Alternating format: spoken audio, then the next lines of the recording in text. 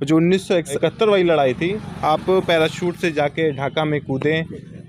उस समय आपको ट्रेनिंग दी जाती थी कि मतलब पैराशूट से कैसे कूदा जाता है, वहाँ पे जाके कैसे कब्जा किया जाता है। इसके बारे में दोस्तों हम चर्चा करेंगे। जब हमारा देश का जवान दूसरे देश में जाता है तो क्या क्या सावधानियाँ बरतता है और क्या क्या साथ में लेके जाता है। अगर हम पैराशूट से अगर आदेश मिल गया जंप करने के लिए, तो हम लोग के पास बंदूकें ज़्यादा बड़ी नहीं होगी कोई, है ना, बड़ा हथियार होगा।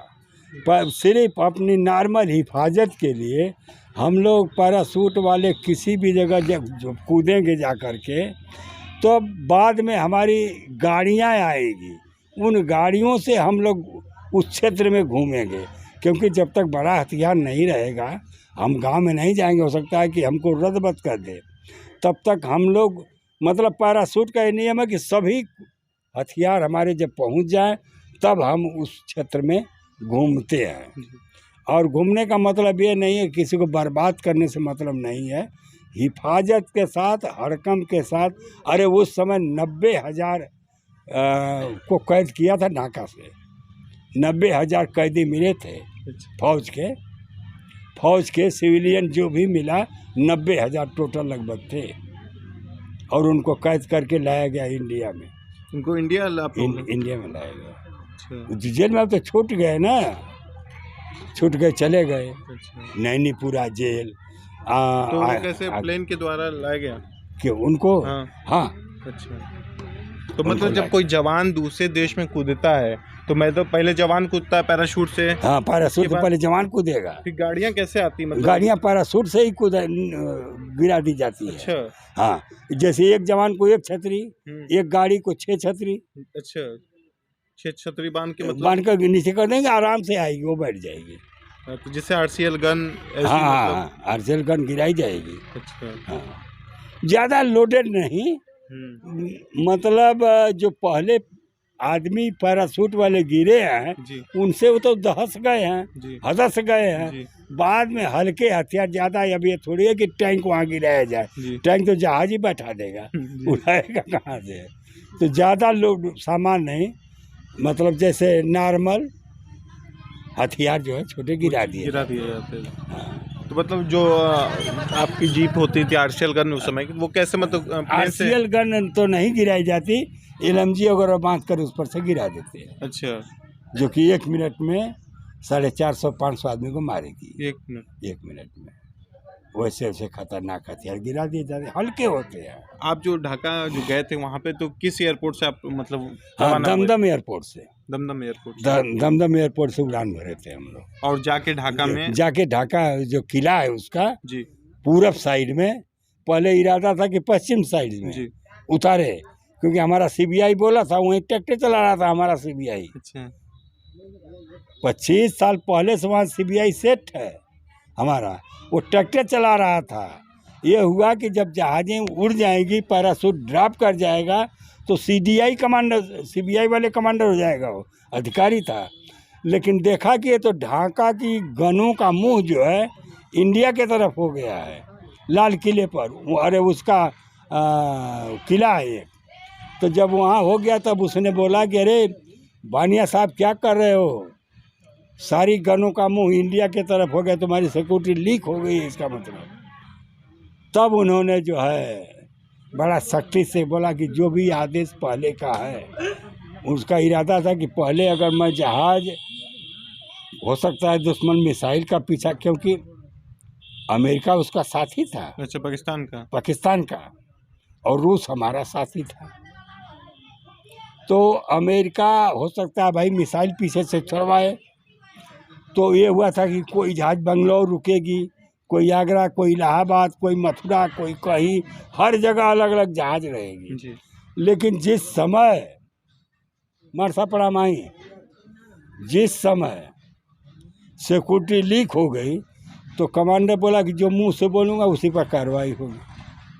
अब उसने क्या हुआ, जब ढाका नज़दीक आ गया तो आदेश दिया कि जहाज हाई टेकअप, ऊंचाई पर करा दिया था कि रेडार कैच नहीं कर पाए। और कुछ 7 जहाज, 51 जहाज उड़े थे यहाँ तो इंडिया से दमदम एयरपोर्ट से।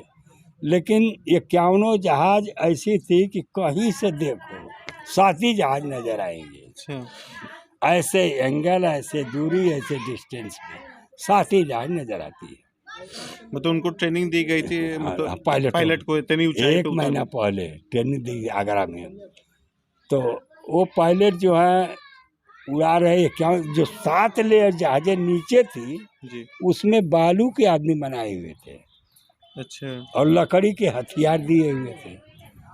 अब उनको जो है एक जहाज रहती है, डकोटा उसको बोलते हैं, उस जहाज में बड़ी जगह होती है, उसको इलेक्ट्रिक से ढकेल करके गिरा देते थे और दुश्मन का गोला बारूद उसी पर बर्बाद हो रहा है। आप लोग उस समय के पेपर नहीं पढ़े होंगे, सुने होंगे, बहुत ज़्यादा गोला बर्बाद जो है फूंक दिया। अब उसकी गोलियां नहीं बची।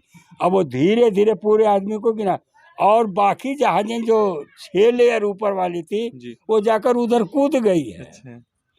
और दुश्मन इसी में उलझ गया। गोला बारूद भी खाली कर दिया, बालू पर गोलियां चलाता रहा, वो गिरते रहे, चलाता रहा, गिरते रहे, उधर आराम से किसी का ध्यान नहीं गया। और उसी में जब अटैक हुआ, जब ये फायर मतलब इनका ख़त्म हुआ तो किले पर अटैक हुआ तो कैद कर लिया गया सबको। अब तो साहस हो गए, क्या करेंगे। तो वहाँ कितने हजार हमारे जवान पहुँचे थे? हमारे हमारे एक, अब ये सोच लीजिए कि एक जहाज में 120 आदमी होते हैं, पैराट ऊपर छतरी वाले, तो 120 गुणे 42, अरे मतलब पूरा ब्रिगेड था ना पैरा का। तो सभी को कैद कर लिया आप लोगों? कैद हो गए, उन्हीं के किले में उन्हीं को दबा वो रख दिया गया। बाहर से प्रहरी हो गए कैद, अब बाकी गाड़ियाँ घूम गई। और जो वहाँ के दो देश वाले थे उनका कुछ रिएक्ट नहीं, सिविलियन उतना वो तो तंग थे इन लोग से। हाँ, वहाँ के आदमियों से तंग थे, कहीं कि नियाजी जो था पाकिस्तान का था ना जी, उसका आर्डर चलता था। वो तो मोहम्मदनों को भी मरवा देता था, हिंदू को तो छोड़ मोहम्मदन को मरवा देता था, गलत में पाता था कोई तो उल्टे फुलटे। तो वहाँ की जनता भी आप लोग का सपोर्ट? हाँ, सपोर्ट की। बहुत बहादुरी। उस टाइम में जो आप पैराशूट से उतरते उसमें एक छतरी रहती है, मतलब यार एक छतरी, एक ही छतरी होगी, एक आदमी पर एक ही छतरी। अच्छा, तो मतलब अगर इमरजेंसी हुई या कुछ छतरी ना खुली उस कंडीशन में? नहीं, ऐसा तो नहीं होता कि छतरी खुलेगी, अवश्य खुलेगी।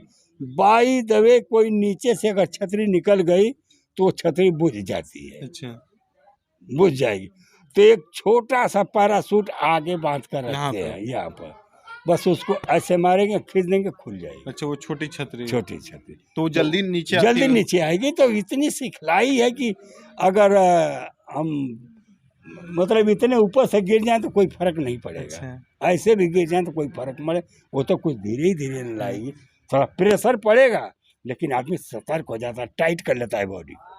अगर मान लिया अगर आप पैराशूट से उतर रहे हैं, कहीं पेड़ पड़ा जंगल, हाँ, तो उस कंडीशन में क्या जाती है? उस कंडीशन में क्या करते होंगे? वो हाँ, सिखलाई होती है उसकी भी। अगर पेड़ पड़ गया गलती से तो पैराशूट एड़ी को जो है चूतड़ों के हिप के पास रख लो, अपने चूतड़ के पास चिपका लो एड़ी को, क्यों, और छोटा बन जाओ। पेड़ आएगा उस पर अगर आप गिरेंगे तो कोई ना कोई डाल पर आपका पाँव पड़ेगा, तो जब पाँव पड़ गया तो कोई डाल पकड़ लेंगे, जरूर कोई पकड़ लेंगे ना, बचाव करेंगे। तो जब पकड़ लिए तो पैराशूट को खोल दो, वहीं छोड़ दो पैराशूट को और आराम से उसकी रस्सी से उतर आओ, चाहे पेड़ की डाल से उतर आओ। अगर नदी ही पड़ गई उसमें भी सिखलाई है। आपको तैरने की ट्रेनिंग मिलती है। 1.5 साल ट्रेनिंग के बाद आपको बॉर्डर पे भेजा गया। तो उस समय बॉडी रहती है ना, पता नहीं चलता ट्रेनिंग। अरे आप जैसे आदमी को क्या पता चलेगा, कमजोर को रोएगा ये नहीं, सही बात। जो फिजिकल फिट है मुन्ना, उसको कोई तकलीफ फौज में नहीं है। तो फौज में मतलब जो सभी लोग बैठते होंगे शाम में, हाँ, चर्चा होती होगी, मतलब सभी तो मतलब बॉर्डर पर तैनात नहीं रहते होंगे। बॉर्डर पर बीएसएफ लगा हुआ इस समय जी, जब लड़ाई लगी तब मिलिट्री जाती है जी।